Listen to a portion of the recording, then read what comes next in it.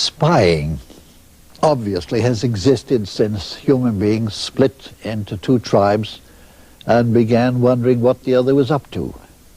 Moses sent spies into Canaan.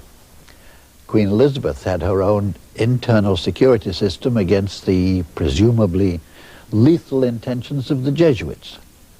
In wartime, of course, there have always been spies, what Machiavelli called paid intelligencers. But except in wartime, spying as a function, as a department of government, is quite new, no older than a century. It started in England in 1909, and it came about in a way that no rational person could possibly believe. Hollywood would have turned down such a script on sight. In a word, in a name, William le Cooke, French father, English mother.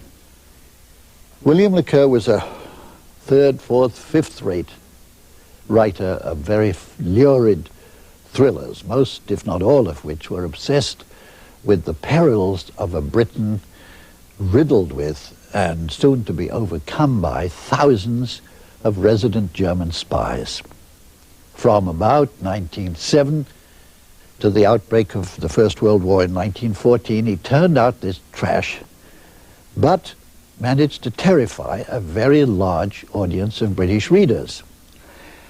And eventually, he wrote a memorandum and managed somehow to get it to the cabinet.